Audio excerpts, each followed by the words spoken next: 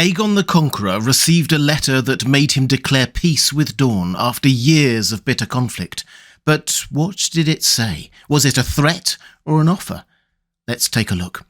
Hi everyone, this is Robert. Welcome to Deep Geek. On this channel we dive deep into the lore and history of A Song of Ice and Fire, as well as The Lord of the Rings, The Witcher, and much more. Welcome. One of the most intriguing subplots in the Targaryen invasion of Westeros was their complete inability to subdue Dawn. Lots could and has been said about the many Targaryen attempts to invade, the carnage and death on both sides, but this video is focused on the curious circumstances of the peace treaty that ended hostilities, at least for a time. The war had been raging on and off for 9 years, and had ground into a stalemate of sorts. The Targaryens would attack, initially just with Rhaenys on her dragon Meraxes, and then with the other Targaryens, and with armies from the other kingdoms they had conquered, and every time the Dornish army and people would disappear, hiding who knows where, in caves perhaps, or out in the desert. They would leave behind them scorched lands and poisoned wells. The Targaryens would declare a rather bitter victory, but the moment their attention shifted elsewhere, the Dornish would rise up and cut down any from the Seven Kingdoms who remained, reasserting their independence. And then the Targaryens would return, burning down towns, villages, crops, everything. And the Dornish would assassinate key Westerosi nobles and torture their prisoners, reasserting their independence until the Targaryens returned and, well, you get the picture. It was gruesome. The losses on both sides were immense. The Dornish lost thousands of people, probably tens of thousands, and so did the Targaryens, including Rhaenys Targaryen herself and her dragon Meraxes. Nobles were assassinated, people's livelihoods were destroyed, and no one seemed willing to back down. But then Merya Martell, the Yellow Toad of Dawn, the leader of the Dornish who had been central to this strategy of hiding and retaliating, died, to be replaced by her son Prince Nymor. And he, it would seem, was weary of war. He sent his daughter Deria with an offer of peace, taking with her the dragon Meraxes' skull as a gesture of goodwill. It wasn't a surrender. The Martells weren't offering to bend the knee, just an offer to end the fighting. Peaceful coexistence. Aegon, apparently, was also weary of war, but he took advice from Visenya and his closest advisors, and the advice he received was to reject the offer. It would make him look weak, was the argument. It would make Rhaenys' death meaningless. It would only encourage others to stand up to the Targaryens. There may also have been a large element of him wanting to unite the Seven Kingdoms and Westeros for prophetic reasons, and he seems to have finally agreed to all this. He would reject the offer. He was about to formally reject the offer when Princess Deria handed him a letter from ruling Lord Prince Nymor, apparently to be used as a backup plan or a revised offer. At which point, let's pick up on what it actually says in Fire and Blood. It was then that Princess Deria presented the king with a sealed letter from her father. "For your eyes only, your grace." King Aegon read Prince Nymor's words in open court, stone-faced and silent, whilst sitting on the Iron Throne. When he rose afterward, men said his hand was dripping blood. He burned the letter, and never spoke of it again. But that night he mounted Balerion, and flew off across the waters of Blackwater Bay to Dragonstone, upon its smoking mountain.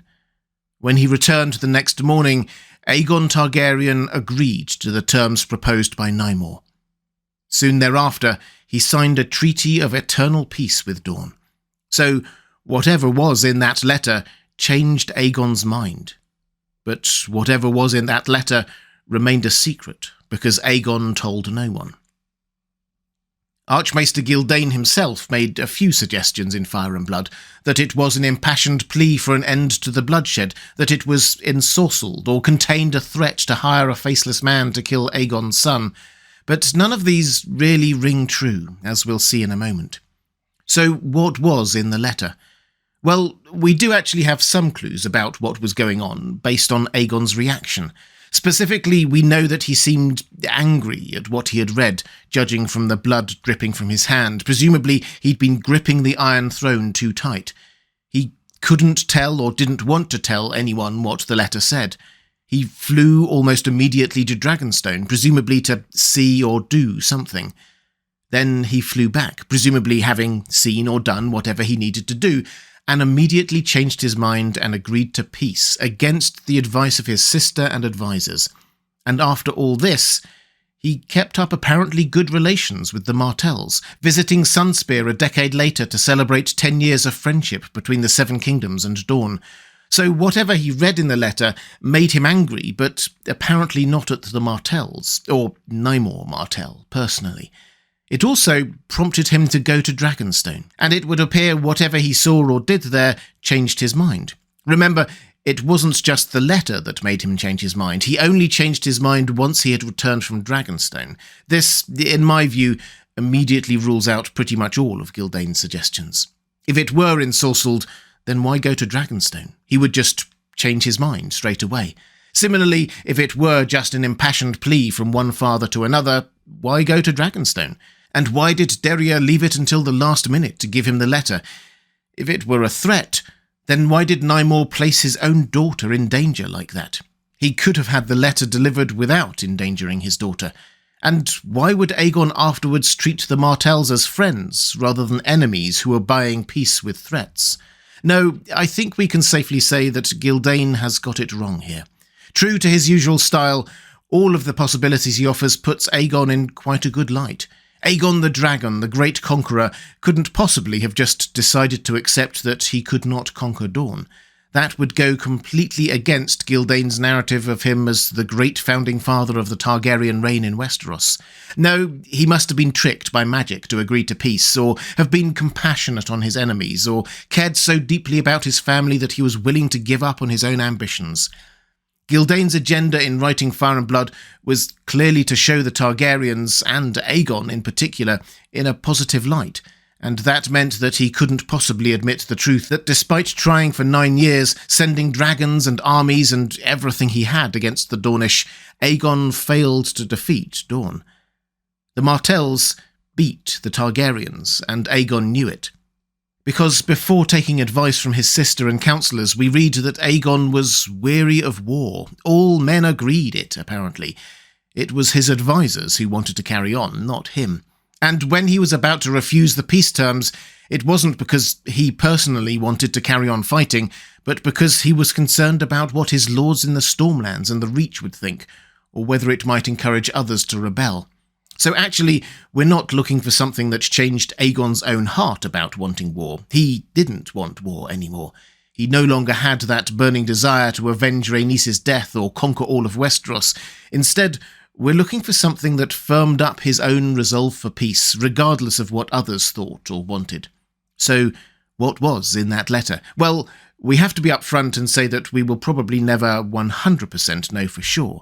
Aegon burned the letter and told no one, and even if knowledge of it had passed down to the present-day Martells 3 centuries later, it's probably not actually that relevant to the plot of A Song of Ice and Fire, so there's no obvious reason for it to be revealed. But I do think we can make an educated guess.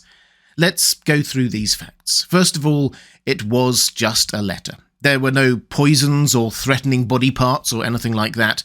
Aegon opened it and read it in open court. Everyone could see it was just a letter, and what he read seems to have made him angry. He gripped the Iron Throne so tightly as he read it that it made him bleed. This is instructive because Aegon seems generally to have been quite a level-headed person. In battles, he seems to have had quite a cool head, and we only ever read of 2 things that prompt any kind of passionate emotions in him. He loved Dragonstone, and he loved Rhaenys. He married her out of desire, apparently, spent as much time with her as he reasonably could, and after she died, he descended on Dawn with a great fury. So it's reasonable to guess that the letter was about Rhaenys, particularly when you add in rumours that she didn't die. That when her dragon fell from the sky with the scorpion bolt in its eye, instead she survived and was tortured slowly in the dungeons beneath the Hellholt. It's hard to know where these rumours could have come from, if not from the Dornish themselves. So let's look again at what might have happened to Rhaenys. It was the year 9 AC, and the war had been raging for 5 years. The Targaryens were on another one of their aerial bombardments of Dornish castles, and Rhaenys on Meraxes was circling over a castle called the Hellholt, home of House Ulla. Meraxes was shot and started falling to the earth. We read that Meraxes did not die at once, but came crashing to earth in mortal agony, destroying the tower and a large section of the Hellholtz curtain wall in her death throes. So, although a fall from a great height sounds like it should have killed Rhaenys, Meraxes actually was still alive when landing. It's a fair assumption that the dragon would have used whatever strength it still had to both cause damage to its attackers and protect its rider. So Rhaenys could have survived, as the rumours suggest, and if she survived, then she would have been captured by House Uller. Now, it's worth knowing a bit more about the character of House Uller and the Hellholt, because George R. R. Martin seems to have gone to town to suggest to us that a stay with the Ullers at the Hellholt would be, well, hell-like. There is a Dornish saying about House Uller that half of the Ullers are half mad, and the other half are worse. They made their name by gathering all their rivals into one place, then burning them to the ground. Casting forward a few hundred years, in the books, Arianne Martell considers recruiting the Ullers to her cause, and then decides not to because they are too dangerous. Their castle is called Hellholt. It lies on the river Brimstone. There are many times when George R. R. Martin is subtle in his descriptions, but here he is not. The Ullers are bad people. And the Dornish seem to have got into the habit of torturing captured Targaryen loyalist nobles during the war, even having competitions, apparently, to see who could keep their victims alive the longest. So if Rhaenys did survive the fall, which seems possible, she would almost certainly have been tortured, probably for a very long time, by the Ullers, who would have taken things even further than the rest of the Dornish. And Merya Martell, the leader of the Dornish at the time, probably would have been completely okay with it. Given the rumours about Rhaenys surviving and the emphasis George R. R. Martin places on the character of House Uller, all that seems like the most likely chain of events. But then, 4 years later, Princess Merya Martell died and was succeeded by her son Nymor, who wanted peace. He clearly pursued a different approach. He won't have wanted to bend the knee to the Targaryens, but he did want peace, so he needed to reach out. But what could he offer? Meraxes' skull, to be sure. That had been kept at the Hellholt as a sort of trophy. But what about Rhaenys herself? If she were dead, then surely her body would have been kept as a trophy too, so that could be offered. It would look horrible with the scars of torture, but everyone knew that the Targaryens burned their dead, and Aegon will have wanted to cremate Rhaenys, but not been able to. Telling Aegon of the horrors that had been perpetrated on the love of his life was risky, but at least Nymor could blame his mother for it, and the Ullers. He was not personally to blame, nor was his daughter, who he sent bearing the message. He could return Rhaenys' body so that she could be at rest and cremated as per Targaryen tradition. Perhaps he sent a ship with the body up to Dragonstone. If he were clever, and the Martells were nothing if not clever, he will have known that sending Rhaenys' body to King's Landing would have just incited more calls for retaliation by Visenya and the others. That's what happened when they saw Meraxes' skull, but to Aegon, weary of war, all of that would have provided closure. The woman responsible for Rhaenys' torture and death was dead, and Rhaenys could now be cremated at last. So perhaps the letter explained what happened to Rhaenys. That explains why Aegon was angry when he read it, but also that Nymor and his daughter were horrified by this and wanted to return Rhaenys' body. That explains why Aegon wasn't angry at them, personally. Perhaps the letter told Aegon that the body had been sent to Dragonstone for him to cremate in the Targaryen fashion. That explains why he went there straight away, and having found the truth of it, and said his farewells to Rhaenys, the woman he loved, he agreed to the peace treaty, only on his return. Perhaps Nymor asked, or Aegon decided, not to announce all the gory details to court, knowing that it would only incite further anger among his nobles. Perhaps, although this isn't necessary, Nymor even included a last letter or message from Rhaenys begging Aegon to make peace with Dawn. She didn't like war, preferring singing and dancing and flying, and was probably the only person whose counsel Aegon would take over all others. A threat from Nymor doesn't fit the facts, nor does a simple plea for peace, or even sorcery. This does. It also provides an intriguing and rather fitting end to Aegon's tale. One might have thought that with Rhaenys gone, he would have been more amenable to Visenya and her more forthright leadership style, but actually, as time went on, he became less warlike, and more focused on building and strengthening his new kingdom, rather than expanding it. He became more like Rhaenys in her absence, rather than more like Visenya. Did he give up on his vision, or did love make him see otherwise? Is this another love versus duty conundrum that George R. R. Martin seems to love? Aegon the Conqueror was a conqueror, but here he was also a peacemaker. Like everyone in the world of Ice and Fire, he was a three-dimensional character who changed his mind.